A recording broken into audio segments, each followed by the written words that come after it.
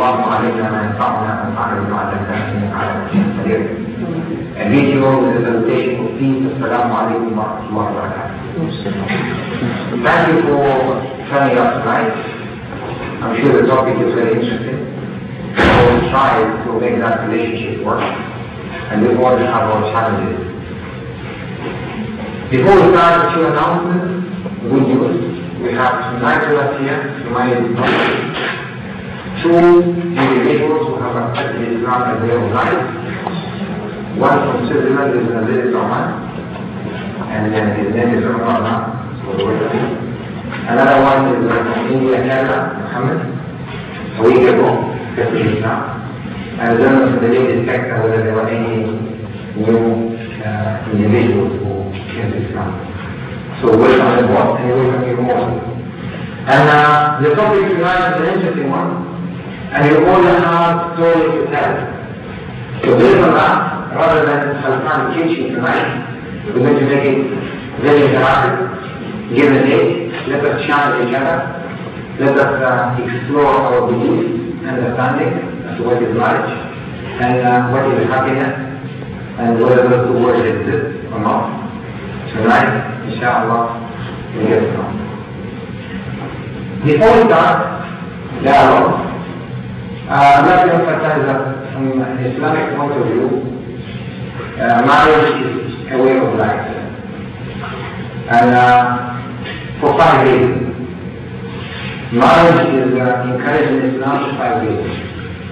And they are mentioned in separate verses. One verse says, the most in time is this. ومن آياته أن خلق لكم من أنفسكم أزواجا. That He created from amongst you other partners, the pair. وجعل بينكم أو لتسكنوا إليها, so that you may find peace and tranquility in that partnership. وجعل بينكم مودة, He made amongst you affection, ورحمة, and mercy. Another verse is, هُنَّ لِبَاسٌ لَكُمْ وَأَنْتُمْ لِبَاسٌ لَهُمْ. You are their garment, and they are your garment. Or they are your garment, and you are their garment. In other words, we cover each other, we protect each other, we give warmth, we give each other that warmth.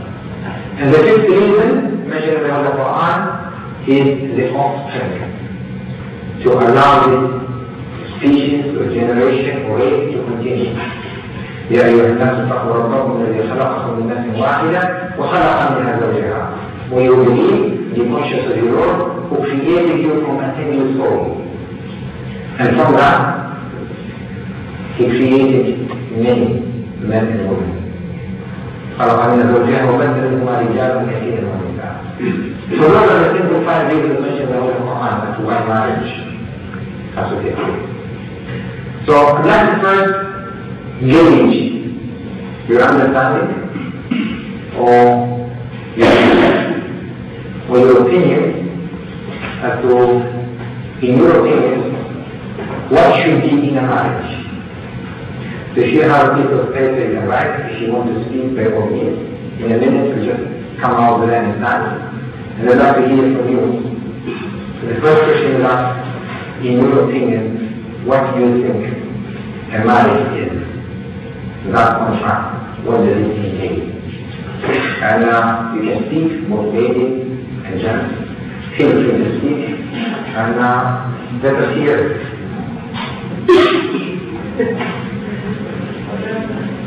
Now, marriage is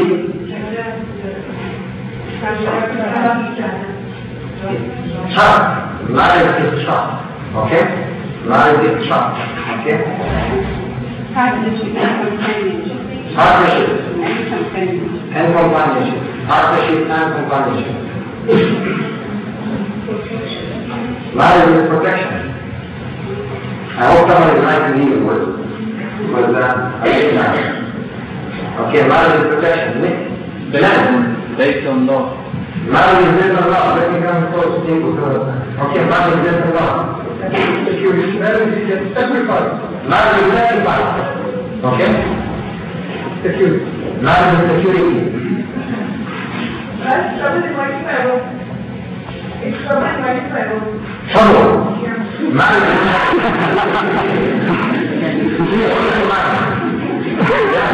trouble. Indeed. You can never get this right.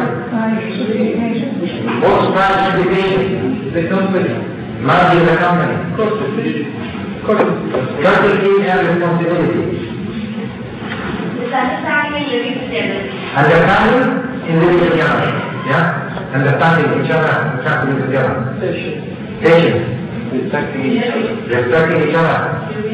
Taking a partner for granted. Taking a partner for granted. Yeah. Friendship. Okay. Marriage is humiliation. Yeah? Helping each other to be for worshiping Allah subhanahu wa ta'ala. Supporting each other to worship Allah. Okay? Supporting each other to worship Allah. Okay? That is marriage. Let me pose the second question and say that is there ever a happy marriage? Yes.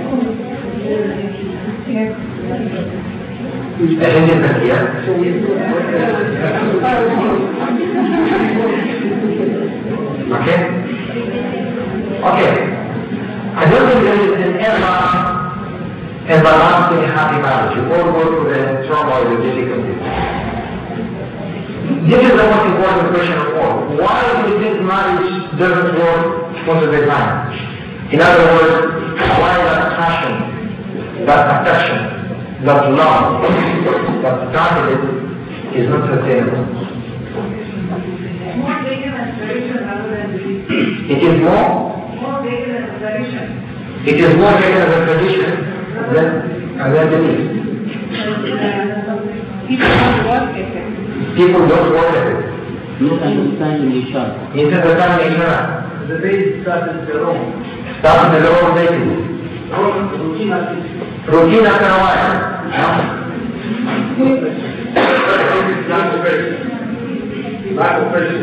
Lack of patience. Lack of patience. We do not follow We do not take the role model, the Prophet sallallahu alaihi wasallam, how he did.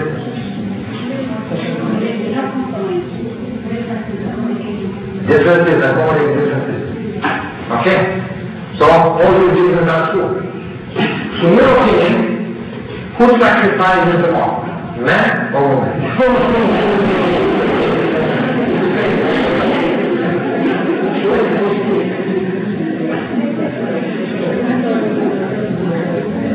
Who sacrifices the more? Woman! Man!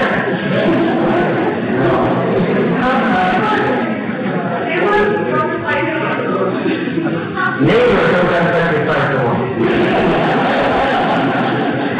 So there's a famous saying, the joke is, in the first year of marriage, the man showers. The second year, the wife showers. The third year, both shower. And the neighbors. So ladies sacrifice more? Really? Silence lesson. Okay, let me go. You see, well, you have all the answers. I don't have to wear makeup. You're helping me. To make a marriage work, yeah? What are the most important criteria of that marriage to make it work? Sacrifice? Follow, patience. Respect. Understanding, communicate. You want to have answers, what is it that make it work? These are all nice words, but can you do them?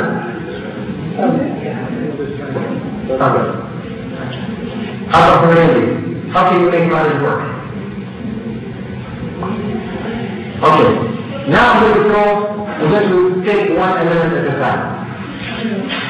First and foremost, when marriage goes wrong, we want the other side to behave like us.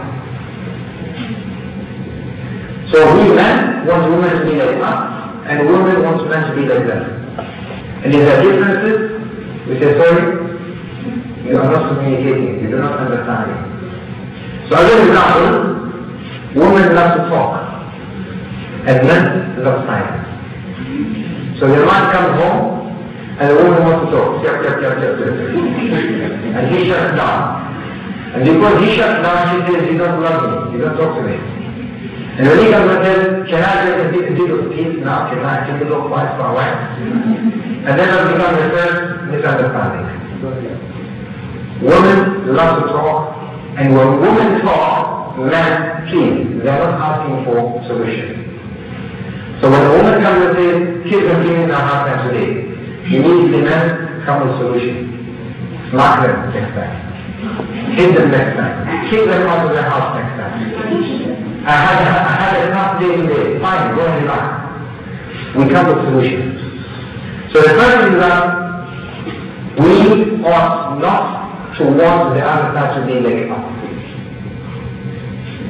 Most of the time we get in trouble because the other side is not behaving like us. Their lives are not like ours. And because of that, we begin to get into a clash. Allah subhanahu wa ta'ala says, هُنَّ لِبَاسٌ لَكُمْ وَأَنْتُمْ لِبَاسٌ لَهُمْ. And we are there to complement each other. We are there to support each other, we are there to comfort each other. The needs are different. And the best way to do it is to accept each other as we are. That's the first thing. If we try to change the other side, we're in for difficult times. Accepting each other is based on the framework of Islam, of course. And that framework requires mutual respect. Nobody is better than the other. If we think men are better or women are better, we're in for already adversity. And the marriage is not meant to be adversity. It's not meant to be who is going to win and who is going to lose. If we start with that, we are starting the wrong footing. Accept each other as we are, number one. Number two, we are there to complement each other. We are not there to win. Sorry, I'm better than you, or I'm stronger than you, or I'm superior than you, or I am. If we try to do that, we're in for us. With these two, do we see how many misunderstandings can automatically be taken out? Yeah? Do you remember the time when the taste was different? The trend was different? Or the needs were different? And you were fighting over petty matters? Yeah? So if you start with those two in themselves, probably 80% of problems are put aside. The third element, if we want to change the other side, whenever there is a mistake, there is misunderstanding, there is unhappiness, the first place to look for mistakes is not on the other side, is on us. If you are not looking at satisfaction you want, you are looking at the wrong thing. Ask yourself, what's wrong with me?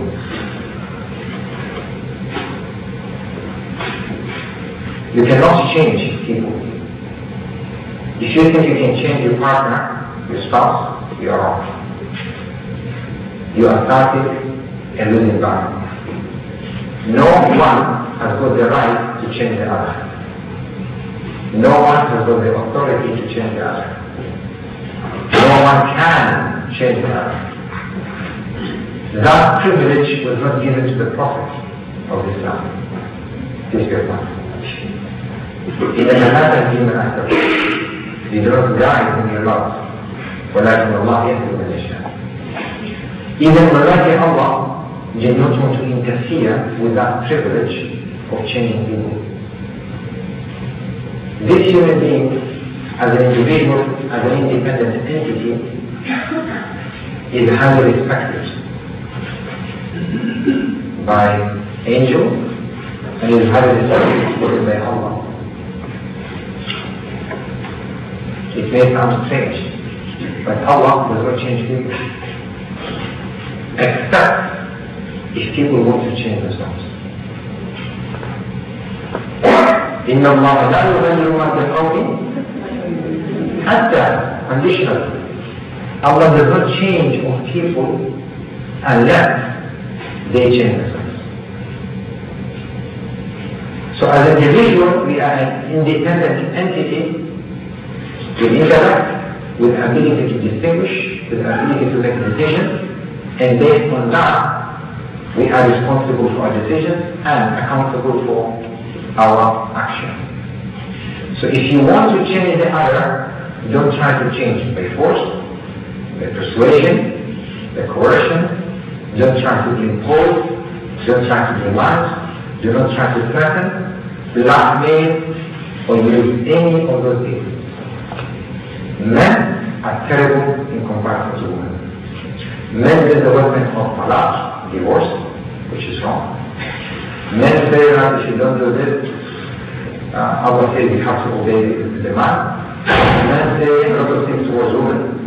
But women cleverly try to manipulate as well to change the man.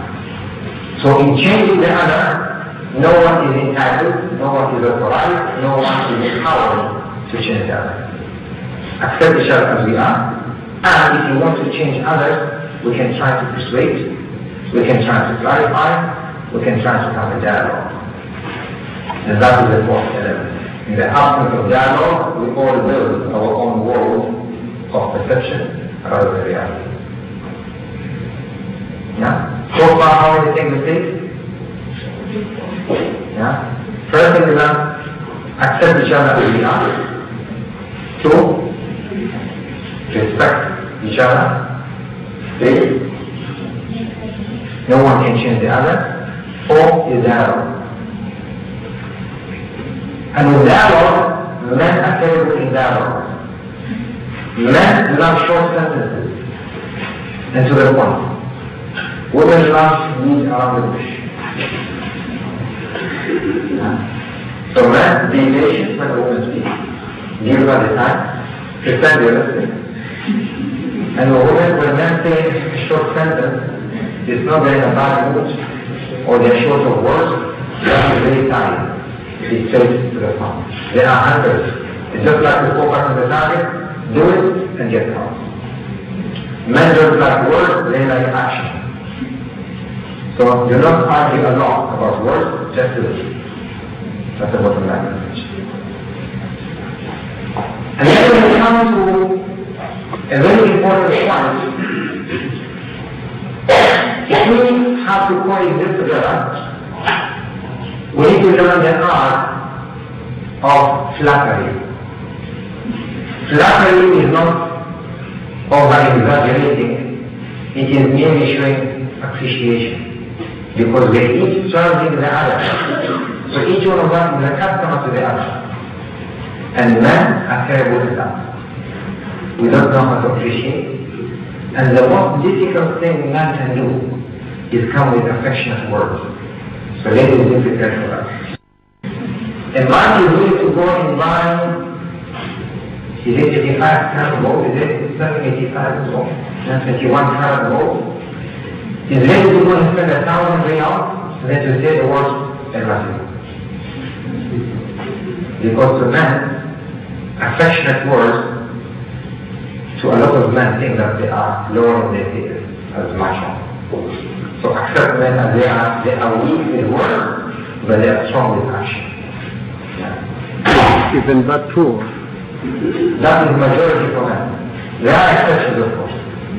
To everybody there are exceptions. But men don't like words, they like action. Women love words. And because men don't know how to communicate using words, ladies do not expect a lot of communication from men. But you can teach them. You can coach your men on how to come with nice words or how to appreciate. But most of the time, men are incompetent when it comes to words. Yes, they are competent before marriage.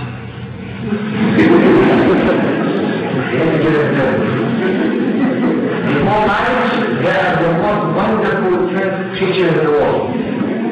They will tell you whatever you want to hear as a woman, They will even go beyond and say that there is no such a beautiful world in the world other than you. They will take over the world before. It's just like a hunter. When a hunter wants to hunt, they will use all means and tricks. They put all the energy. But once they hit the target, come. Yeah, mission accomplished. And you can tell that laughing at that just in the reality. Because not a stick for them. Yeah? So before marriage, do not expect the same treatment before marriage as you would in marriage. With man, which means that as women, you need to find out what excites men. What excites men are two probably things.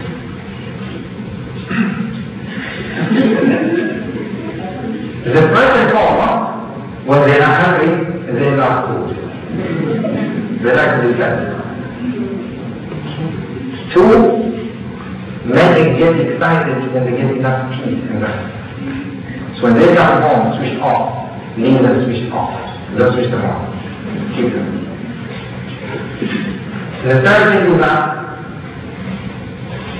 never ever criticize much. You criticize the man, you switch him off, he goes into his cave and switches off. Contrary to that, find ways of getting him out of the cave. Yeah? By giving space, time, and more importantly, is that you look, you appear, safe alone. The reason he was attracted the first day is the glamorous look that you have. So if you're at home and you're casual about it, he just come out from the big world of many, many attractive women. Unfortunately, and those images, whether we like it or not, do come in terms of comparison, the benchmark. So the media is not doing you ladies a favor. Because they see all these beautiful models, receptionists, secretaries, air hostesses, nurses, engineers, all them friendly, nice gestures, almost at their disposal. And when they come home, hey, you go there, come here, don't put it over there. Say, what happened? Very profound. Yeah? So unfortunately, today we have a tougher job to keep them happy because there are 1,000 women out there competing for his attention than you. Even buying mobile, buying a piece of soap, there is a woman there who says, look at me, I'm here. Unfortunately. Okay, the other thing, that is a woman says, I'm here. And then he comes to understand the thing. What do you expect? Be attracted? I'm just telling you the reality now. He passes the internet, and there's a biggest woman there dancing and looking at her. He goes to work, he goes to different places, and the smell, the looks, and other things, the walk, it's all there, pulling. And when he comes home, and then he sits in the shower, and all there,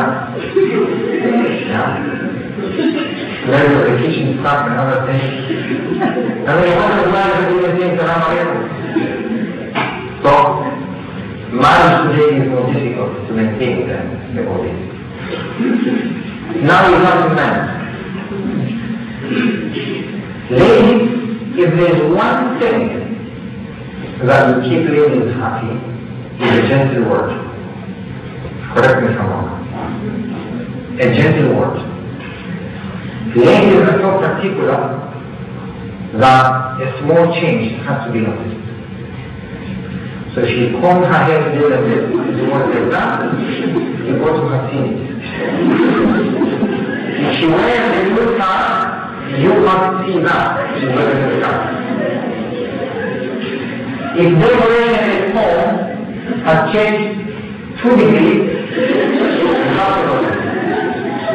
If you don't notice, you are not appreciative. She's done a lot of effort to do that. Am I right?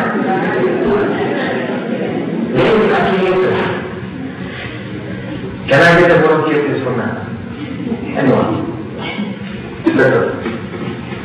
These are two ladies now meeting in an elevator. Yeah? It would be all marry you. And you fall in love with a man, what a beautiful You know, ladies will do that. Correct? To each other. Even their cars and other things. They try to be perfect. Yeah? And there is that body language, touching and other things. Now a lady at home goes and buys a new dress and she wears it and the husband runs there and this man, wonderful. She has changed and he doesn't want it. And then she tries to tell him something else, he doesn't see it. And then she goes in, I'm not going to buy more and says, well, you don't care, never mind. So, men, please observe every move in the house and please comment on it. When food is prepared, do not comment when it's too salty or too hot or uncooked. Do comment every time they do something. A word of appreciation will get you the extra mile of this one. And you get fantastic service. Try and do it. Even better, I didn't bring my appreciation card. Try to give appreciation card. Yeah? Exactly.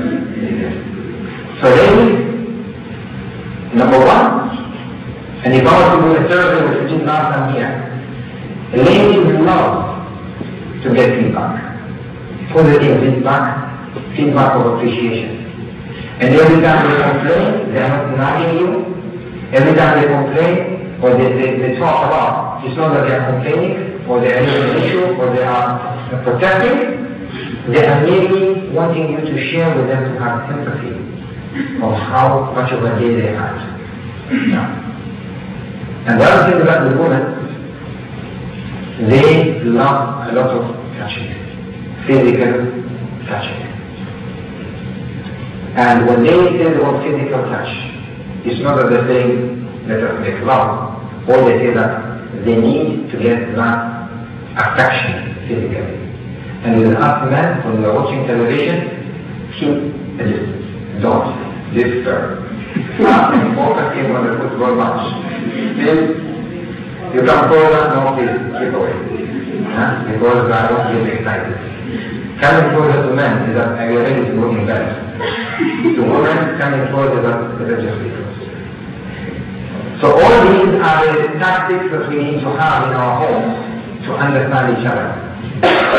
Allah subhanahu wa ta'ala says in the Quran, وَلَيْسَ الذَّكَرُ كَالْأُنثَى. Men can never be equal to women. And today the biggest mistake we are doing in history is that we are trying to all compete for equality when what we should be competing is for equity. Equality can never be equal. Equity, we are entitled to equity. Equity in terms of treatment. وَعَشِرُوهُنَّ بِالْمَعْرُوفِ وَلَهُنَّ مِثْلُ الَّذِي عَلَيْهِنَّ بِالْمَعْرُوفِ. Kindness, they deserve or they are entitled to kindness just as much as they are obliged to give kindness back. So we talk about equity in terms of prayer, fasting, zakat, hajj, in terms of all acts of worship, equity. We talk about in terms of treatment, there is equity. When we talk about respect, we are talking about equity. When we talk about status, we are talking about equity. In Allah's eyes, nobody is better except those who are most righteous. In the land, women can be above men. In the land of piety, there is no that men are superior than women, no superiority. Equity, we are entitled to equal. Equality, no, we are different. So we go to notes, and I think recently you see a response from one of the ladies, on Amina Ruj, which says the biggest mistake women have done is to benchmark themselves against men.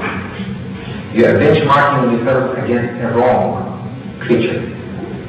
You have been given far, far more status than men. You have been preferred in many things than men, and your beauty is different than the beauty of men, specifically when it comes to empathy, when it comes to emotional intelligence, when it comes to looking after this creature called man. Yeah. So now I think I open the floor for question and answers for the next 20 minutes to address specific issues that are happening in homes. and whether there's any element of madness.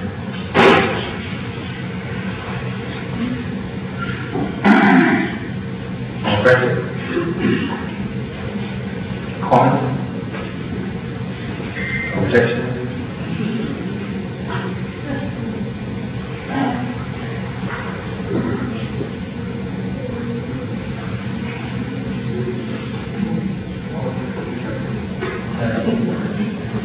No questions are going to come forward.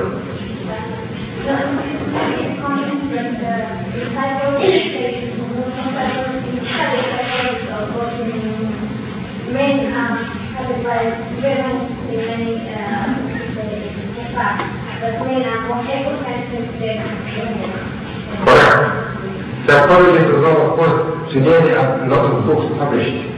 Men are egocentric and women are more of caretakers. Yeah, indeed. That is a fact. Men are like hunters and they can live alone, independent, and that's why they like to themselves a lot. Whereas women are more sociable. When you can find easy men who can sit there together without speaking anything. And whatever they speak is about interest. They either talk about work, sports, cars, they talk about materialistic stuff.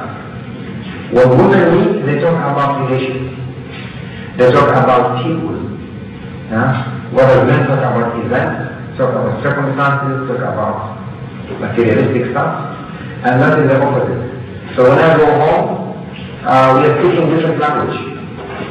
I want to talk about work, I want to talk about the house, the maintenance of the house, I want to talk about extension, I want to talk about cars, and the wife wants to talk about relationships, about kids, about a husband and wife relationship.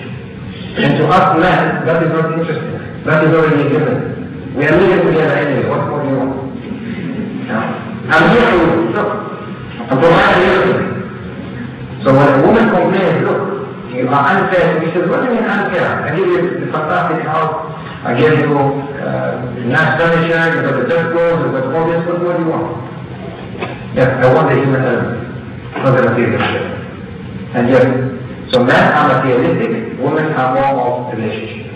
And again, I'm generalizing, there are exceptions to all rules. The question says, how to maintain happiness after 10 years of marriage? Well, reaching 10 years in itself is a milestone. I start question 25. We have people here 25. Oh, they were 25 years. That reminds me of a story.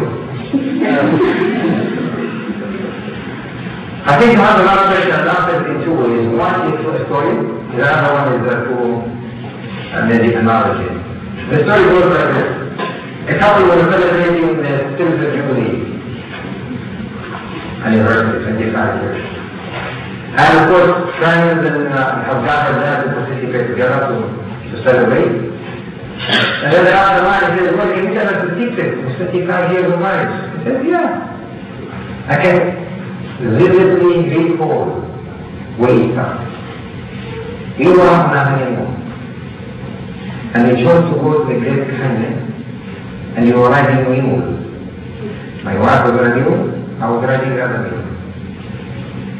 And as you were writing, the mule of my wife stumbled. And she said, that's one. And he went about another 500 meters, and the mule stumbled again. And she said, that's why. Went about 100 kilometers, the mule stumbled to the third time. She said, that's 3 times. She took the pistol, shot the mule, dead.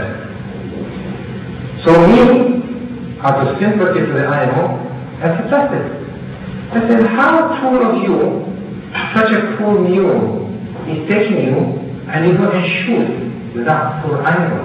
And she said, that one. Never again. After that, I lived a very happy life.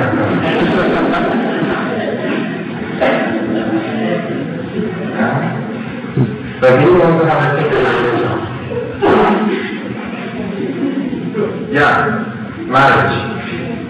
And men, this is a story about women. And what men say, if you see a man opening the door for his wife, you'll be sure of one of the two. Either the car is new or the wife is new.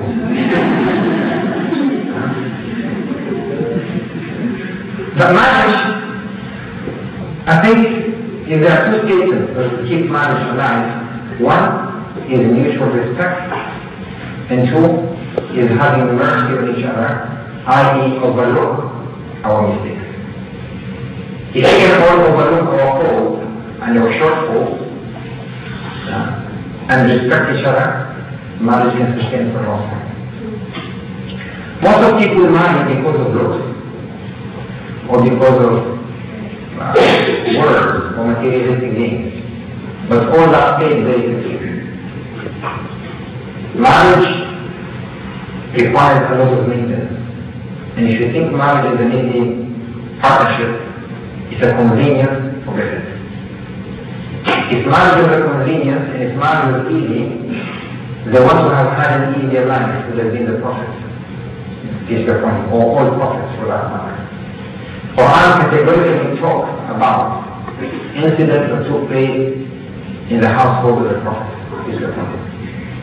And he was the most righteous person, the noble man, the most respected, the most caring person, the most kind person, and of course his wives were pious women, and they were most respectable women. And this marriage you got to take it as a health, or a health check process. So every time we have our down, there is nothing else than an opportunity to make it better. Most important thing is to establish a system at home. When one is not pleased with the other, how to give each other feedback, how to correct each other. The problem is that we all think we are right and the other side is wrong. As an example, a few systems that have worked and give feedback is that on a weekly basis, on Friday, in the morning or in the afternoon, in the evening, both individuals will sit together in bed, and each one of them will have a piece of paper, and they will say, okay, Mister, you write for me 3 things you like this week, and 3 things you think I need to change. And he does the same thing for her. And that is taken as a gift of feedback. Us men are never wrong. So, we don't like this system. But if we establish a system that we take it as a gift, we can go a long way. So accepting feedback from each other. Yeah. And another one we just said today probably is very strange to many homes. Yeah? So that is what will make marriage last longer. Interesting topic, but one thing, in my view, I think I'm talking first, it's just my view. I think the statement is right as long as it's not taken out of context. I would thought there's an element of calculation in certain things. There could be, let's say, an extra expenditure from the woman's side, and where the man is a little bit constrained while in the high school. And also the second one, so there may be a little bit of influence, and I think that should be covered. It does not exist even before. Yeah. I also thought that because of the tradition, which is unfortunately sometimes mistaken by religion, some of the tradition of women is if a woman says something like this, then it looks like a shame. It shouldn't be like that. It's alright for a man to go out without telling his wife, and then one of the colleagues from his wife will look at him on the downside, because the man should be free to do whatever. So there is also an element of tradition, but at the same time, maybe there is also an element of persuasion to certain things which are, in the end of the day, going to affect the message. Yeah. You're absolutely right. Sometimes tradition is mixed with the religion, and historically, it has all been men's war. Men and the upper hand, historically, even today, for better or worse. And you're absolutely right that I think today, and even historically, us men, the reason we're given that responsibility is because we are not affected by emotions. But yes, mutual respect, I think, has to be there. And tradition, usually there is no mutual respect. For example, the grandma and mothers usually tell their daughters, when you go to your husband, obey him. And there are other people who use the hadith of the Prophet ﷺ. They say, if I was to instruct a person to prostrate for another creature, I would instruct a woman to prostrate for her husband. Yeah. But then they forget that there is another hadith that says, الجنة تحت أقدام الأمهات. So I wonder who is better, the boss or the one who is already in the Jannah. And a woman has been preferred above her father 3 times. So yes, I agree. And that's what I said in terms of equity, mutual respect, you're absolutely right. Persuasion, society is influencing, I agree. Perception is influencing. And unfortunately, a lot of people are living together for the sake of society. Yeah. They don't want to upset the father, the mother, or they don't want to upset friends, they don't want to upset someone. Yeah. So they sacrifice a lot of their time unnecessarily. And yes, I'm not encouraging people today to go home and say, okay, let us not protect. Yeah, that's not the way to do it. I think that mutual respect, if it's there, we can go manage. 2 is that if we understand each other and accept each other as we are, because that is how Allah created us. And I really in terms of manners, behaviors, yes, one can change for the sake of that. To ask an example really to ask is that at the time of proposal, before marriage, why people were willing to give up a lot of things? Why people were willing to sacrifice? There was a reason. What's the reason? Why people are nice to each other before marriage? What's the reason? Dating each other. Now? To date each other. Yeah, maybe they want to win each other, they want to impress each other. Yeah? They want to impress each other. Any other reason?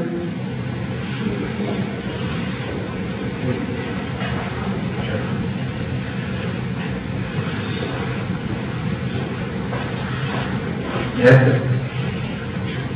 When you are talking about this proposal of marriage, then I think to a very large extent the economic factor comes in.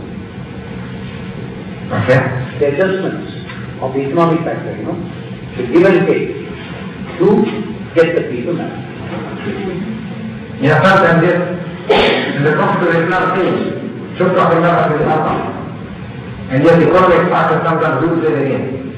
And the expectation sometimes, and that before marriage, we all build expectation. And we all long for that happy, loving marriage. And then when we hit to the reality, we wake up from dreams. And sometimes it is too shocking to accept. Yeah.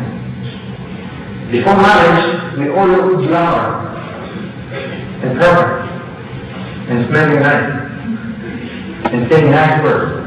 We are courteous to each other. Yeah?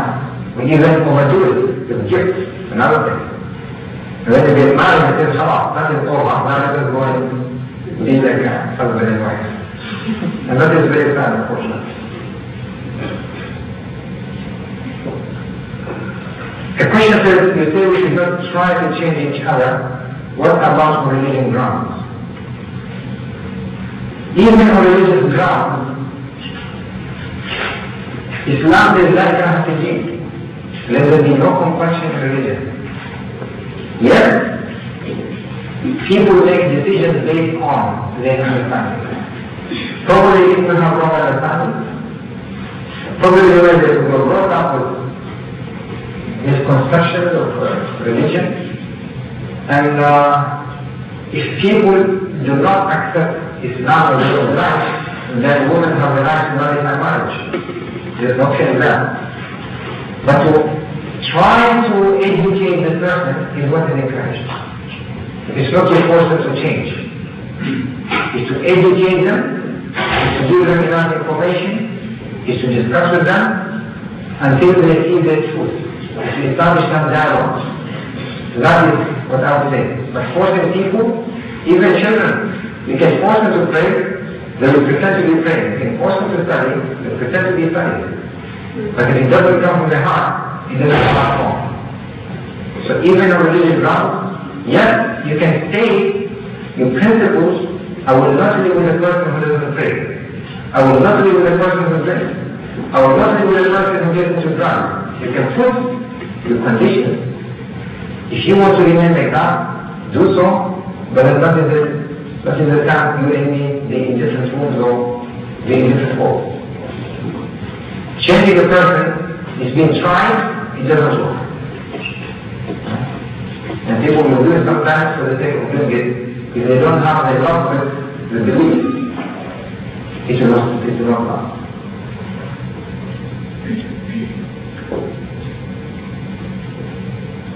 A question saying, this is a question from another Muslim, and it says, it's not going to be the right audience or not, but the audience can raise it. Non-Muslims criticize Islam for having a verse of the Quran that allows men to beat their wives. One, the same right is not allowed or given to women to beat their men. Two, some Muslim men misoveruse this permission for the abuse of privilege. Three, how can the religion of peace allow such an act? Four, does this mean that man can use force instead of dialogue or persuasion to change his partner? Very good question. In that marriage, a sacred marriage, a sacred contract. When we come into that contract, for a man to dissolve that contract, or for a woman to dissolve that contract, the period is more than 9 months for trying to make that relationship work. If for 9 months all the efforts are exhausted and the result is the same as before 9 months, then the better part. And there are stringent regulations of Quran to try and make things work. The first one is وَاللَّاتِي تَخَافُونَ نُشُوزَهُنَّ فَعِظُوهُنَّ. Those whom you fear stepping outside the boundary of the contract, the marriage contract, counsel them. And you know that counseling is not to speak to them once, nor twice.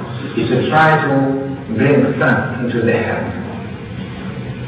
And that can go up to 1 month. If that doesn't work, it says, وَهْجُرُوهُنَّ فِي الْمَضَاجِعِ, forsake them in bed. Sleep with them in bed, but turn your back. Ignore them. The worst and the most painful punishment is for a woman to be ignored. Am I right? You know why women look glamorous when they go out? They want to be noticed. Attention. You know what they change their lips? They are trying to attract your attention. And the psychological punishment for a woman is to ignore her. But she doesn't exist. That is very painful. And that can go up to 4 months. Can you imagine 4 months of psychological pressure? If that doesn't work, فَعِبُهُنَّ وَعْبِهُنَّ فِي مَضَاجِعِ وَضْرِبُوهُنَّ. Hit them. And the word that is going to be used is not to beat them. Now when Allah put a statement like that, He does not need it for muscular men with a lot of muscle, powerful men, for them to become the force that they use. Allah categorically mentioned the Prophet in the Quran who gave an oath when he was deserted, and he said, if Allah will give me back my health, I'm going to beat you 100 times. I'm going to hit you 100 times. And when he was giving his health back, Allah told him, fulfill your oath, go and do it. And that prophet is Prophet Ayub, Prophet John. And this is what the Quran says, وَخُذْ بِيَدِكَ ضَرْبًا وَخُذْ بِيَدِكَ ضِغْفًا. Take with your hands a handful of grass. They put in there 100 times, a handful of grass. وَضْرِبْ بِهِ وَلَا تَعْنَ. And strike with it and do not let it by your own. Have you tried to take a handful of grass and strike it someone and see how many scars are going to be behind? Black eye, broken leg, a handful of grass. Yeah. The Prophet of Islam says, do not treat your woman like a bee, smiling her and hitting her and expect her to be there for you in bed at night. And he says, أحللت فروجهن بكلمة الله هن عوان بينكم وعاشروهن بالمعروف and live with them in kindness. What type of kindness that has got physical abuse? That verse came after 5 months of trying to make it work. And when people are in hospital and they have victims working, they have to get an electric shock to bring them to reality. And sometimes when people are screaming, have you seen this? When people are hysterical, they need a slap to bring them to reality. So that the Prophet says, avoid gentle part or soft part, tender part, avoid the pain and do not leave mark behind. Show me how a woman can be hit, can be beaten without leaving a mark behind. With a tissue. Outside the house.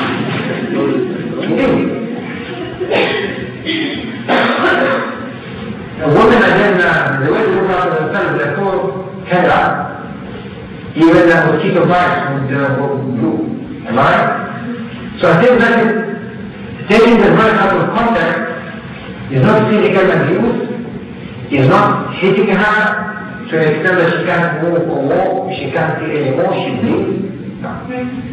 And when that is over, the physical shock, first it was a mental shock. It didn't work for 4 months, now a physical shock. If that doesn't work, what does the Quran say? Now expose yourself to the near number of conflict and invite arbitration. وإن خفتم شقاق بينهما فبعضوا حكم من أهله وحكم من أهله. So now we're going to part. إن يريد الإصلاح يوفق الله بينهم. If that doesn't work, already 5 months have passed by. Now the Quran says, wait until women have gone through the menstruation period. Because when they go through the period, there are physiological as well as psychological aspects in them. And they are not in the best mood. Let them go through that phase, they go through a lot of pain. When they have cleansed themselves, now take to them and pronounce the talaq, the divorce. After the divorce is pronounced, that is the beginning of separation. It's not divorce. And that separation has to go for another 3 menstruation periods living in the same house together. But that's the best. The first mistake people do, the minute the man is in the divorce, the woman finds the door. And she takes her stuff after breaking a few things here, and she goes. The Quran says, that is her house. She stays here. لا تخرجوهن من بيوتهن. Do not keep them outside their home. ولا يخرجن, and women should not leave, must not leave. إلا الذين بفاحشة مبينة, except when they become so mischievous, then they have to leave.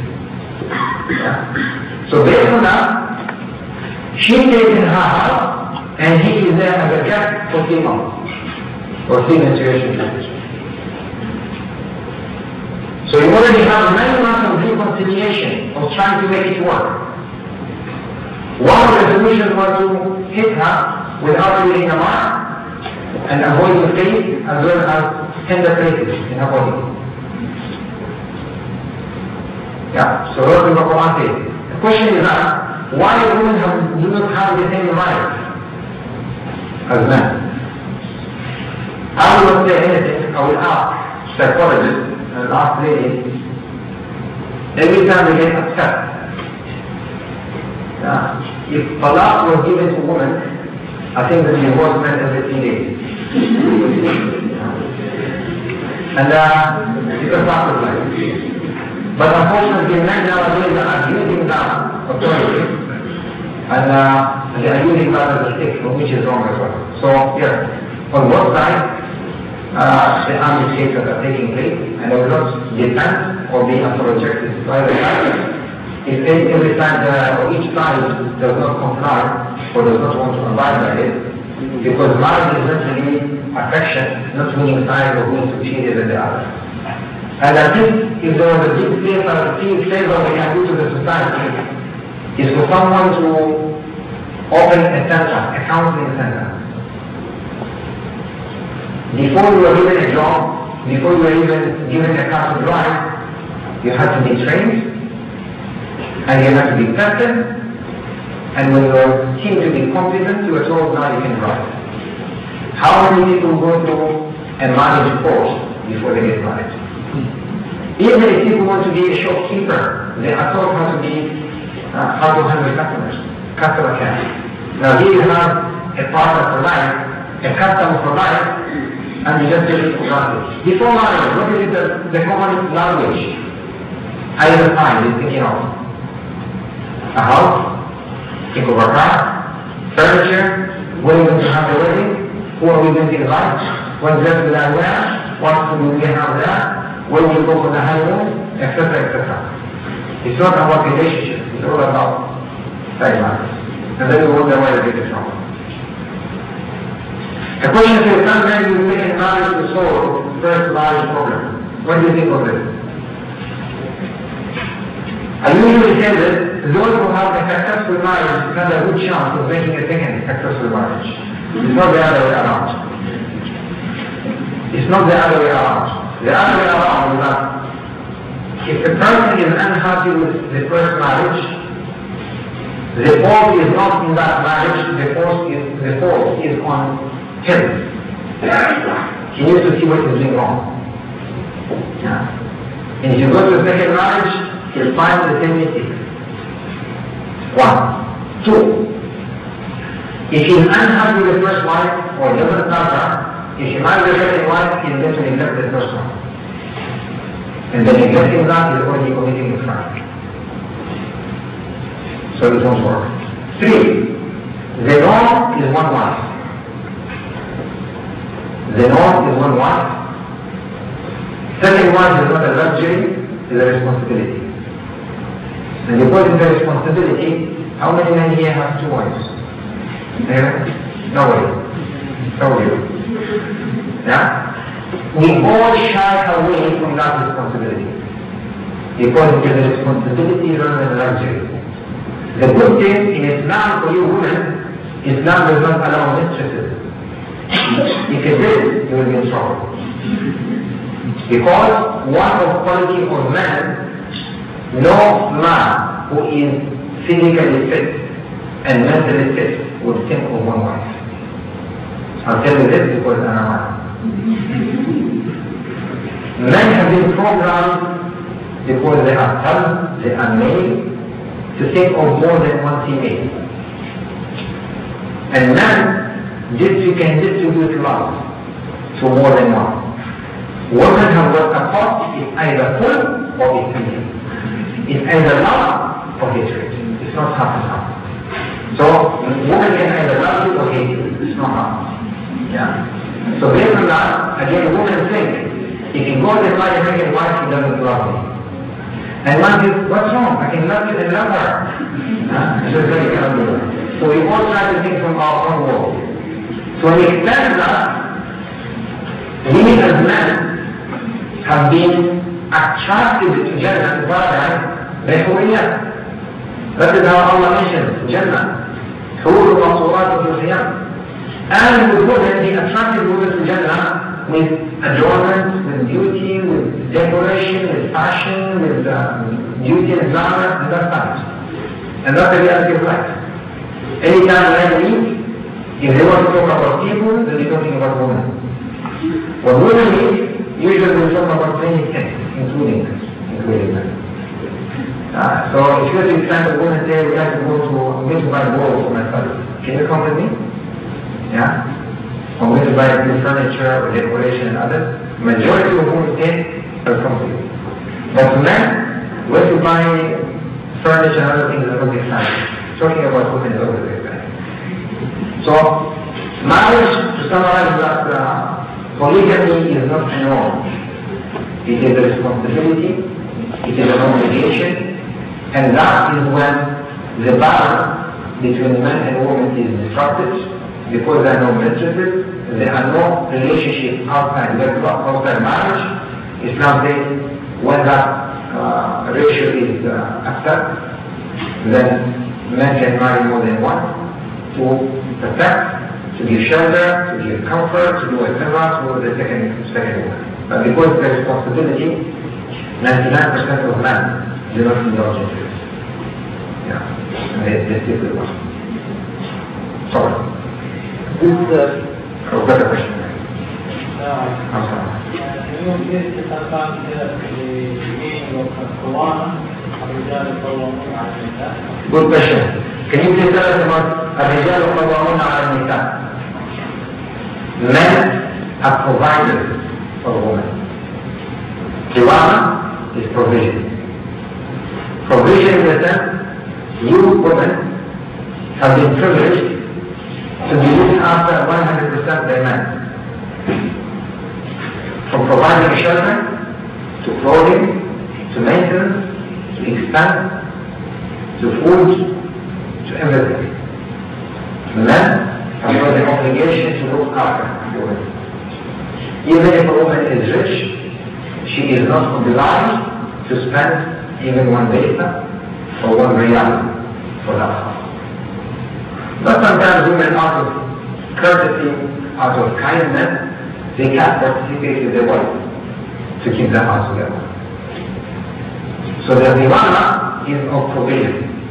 Because if you continue with the verse, الرجال قوامون على النساء بما فضل الله بعضهم على بعض وبما أنفقوا من أموالهم. Now because the man was hard outside, when he comes home, the evening he comes back home, he wants tea, rest, quietness, tranquility, affection, mercy. The last thing he wants to come home is to begin to hear complaints. And from getting time to that, because they have been spending 8 hours not speaking to an intelligent person other than kids, or maybe confined to 4 walls, when she comes home, she wants to speak to an intelligent person. And she's not allowed to speak to strangers, so when he comes home, he switches off. And women speak 4 times more than men per day in terms of number of words. This is not a psychologist of saying this. Women speak 4 times more vocabulary of words than men. So she comes home, she still has a long list of words that she has not consumed. Now she goes to consume, he comes there and he shuts off. And she goes crazy. Yeah? So that's the one is there. And to show that again, it's only financial activity. My belief is that marriage is a contract between 2 parties. But we have an obligation for the other. I said now the men and the other obligation in order to fulfill that provision 100%. See something from the other party. Yeah, good question. If men have to provide everything, and they have to work hard to keep that relationship, what are they going to have back? Yeah? What is their entitlement? Their entitlement is basically 2. 2 is absolute entitlement that is entitled. One of them is to be satisfied in bed with the children. The other thing that is for his kids to be looked after, to be raised. Because nobody can raise a kid better than mother. Because she sacrifices her health, her time, to have offspring for him, because she's already doing that, that is her absolute obligation towards them.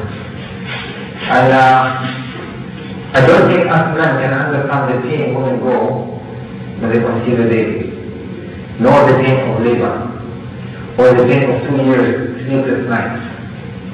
That is already happening, already forced from women, and that is why, in just doing that, looking after the husband and children, that is more than a full-time job. Yeah. Today, I will not indulge into why women have lost their privileges. Majority of women gave up their privileges and they are allowed to be exploited in men.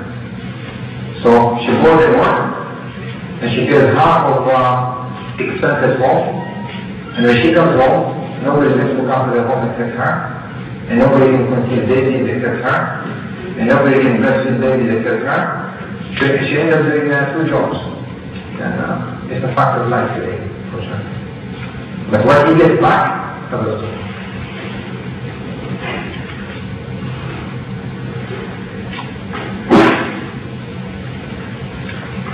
The question of the comment. The right to divorce for women was given first only in Islam. But the right to divorce for women was given first only in Islam. How is it implemented? What is the process? On what all grounds can this be given? Indeed, women can divorce as well. It's not only men who can divorce. Women can divorce. Anytime they want to get out of marriage, they can do so. For reason or for no reason. In the days of the Prophet, peace be upon him, a lady went to the Prophet, and she said, Ya Rasulullah, I want to be divorced from my husband. So he said, fine. Let's call your husband. And his husband was called upon. And he said, your wife wants a divorce. And he said, Ya Rasulullah, ask her, have I been neglectful towards her? Did I not fulfill my obligation towards her? Have I been cruel to her? Did I do anything wrong in our marriage? And those questions were posed to the woman. And she said, Ya Rasulullah, he is a very pious person. And he fulfills all his obligations to Allah and to me. I have no single complaint on that. The only thing, Ya Rasulullah, I don't love him. And because I don't love him, I fear for my relation that I will not be a good wife to him. I will not fulfill my duty as a wife to him. And Rasulullah said to the man, did you hear that? He said, Ya Rasulullah, I did hear that. So he said to the woman, will you return the gift the man gave to him? And she said yes. He asked the man, what was the man's gift? He said, Ya Rasulullah, I gave him a farm. So he said to the woman, would you return the farm to him? He said yes. And he said to the man, accept your farm back and divorce her. And it happened. So, anytime you don't feel like it, don't do it. Think twice. Okay, we'll take one last question, and then the prayer is catching up. Final question? Well, you can take the rest and all that. No, the man doesn't have the right to say no. The judge, if they cannot mutually agree with them, the judge will be left to decide. Of course, they will go to the process of counseling, getting the woman to realize the consequences, etc. And she still insists, she says, look, I cannot stand it, I don't love it, etc. So look, like women, love is either full or zero. And if it is zero, you lose love. Yeah. Now, in a happy marriage life with adjustment, is there anything specific that the adjustment should be more from the women's side? a very good question. In a happy marriage, adjustment. The adjustment should not be adjustment more from the woman's side or from the man's side. If I read the Quran correctly, the adjustment is more from the man's side. Because the Quran says, وَعَاشِرُهُنَّ بِالْمَعْرُوفِ, and coexist with them in kindness. فَإِنْ كَرِهْتُمُوهُنَّ, and if you hate them or you hate their act, فَأَلَا تَكَرْهُ له شيئا ويجعل الله فيه خيرا كثيرا. You may hate something, but out of it, a lot of goodness will come out. The reason I say that, we men are impatient. We lose our patience very quickly, and we get annoyed very quickly, and we think we can go to the alternative option of second wife, third wife, fourth wife. So we have to be more tolerant than most. As an example, the days of the Prophet Umar, or the days of Khalif Umar, a companion had enough of his wife. She kept on nagging him and complaining him. And he said, that is enough. And he went to Khalif Umar to seek advice on what to do. As he was approaching the house of Khalif Umar, he heard that Umar was being given a piece of advice from his wife. When approaching there, he heard and told him what? He just decided to make a U-turn. Umar saw him and he knew he was coming there and he called him back and said, what's the matter? He said, no, Umar, there's nothing. He said, what I came for, I put an answer before he told me. No? So here we need to understand this. When they talk, they're not asking for a solution, and we think they're asking for a solution. The question is it befitting for a woman to remain with a husband who drinks and who doesn't pray? And the answer to that, drinking is a disease, and that disease is curable. If he doesn't pray, is to find out why he doesn't pray. Is it because he does not believe in prayer? Or just being lazy? The suggestion there would be, the Quran says, وَإِنْ رَأَتْ خَاطَ مِنْ بَعْدِهَا نُشُوزًا وَإِعْرَاضًا فَلَا جُنَاحَ عَلَيْهِمَا أَنْ يُصْلِحَا بَيْنَهُمَا صُلْحًا وَصُلْحٌ خَيْرٌ. If a woman fears her husband to step outside the boundaries of marriage or to become neglectful towards his wife, there is no harm in seeking someone to come and counsel. So the first advice would be to counsel the man. And if that doesn't work and he insists on remaining in that, the woman has got a choice to raise her case for a divorce. And she's entitled to the divorce. Because that is not living in kindness. And just like to conclude with a contract, recitation that these men get, the way they say, I accept my wife. You know what these men are for? Yeah? Sometimes we don't know what to get ourselves into. Until we are standing there and shaking their hands and say, my goodness, is that all down to me? Yes. This is what they know the Imam or the Sheikh Khalfan. زوجتك إياها على حكم كتاب الله المنزل. I wed you to that wife according to the book of Allah and the teaching of the Prophet Muhammad وعلى حكم العشرة عندها, and to live in kindness with her, وجميل الصحبة معها, and to be the best of companion to her, وأداء الواجب واللازم لها, and to fulfill obligations and rights for her, وعلى إمساك بالمعروف أو تكريم بإحسان, and to live to resolve this marriage together in kindness or to depart in kindness, وعلى ما اتفق بينهما من الصداق, and to whatever marriage gift that the two of you have agreed between.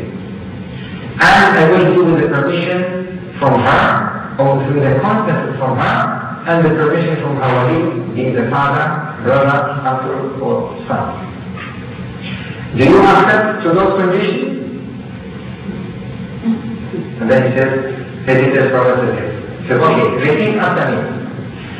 I accept to be my wife in accordance with the conditions mentioned above, and to coexist with her in happiness and kindness, and to fulfill all the obligations towards her. So all of you who are here, be a witness to that part. And then he says, now, yes, yes. Now. Say that. And then he leaves us with that responsibility. So men, they put a big responsibility towards women, and women, all they need from us is one thing. What is it? Yes. Huh? What do you want from men?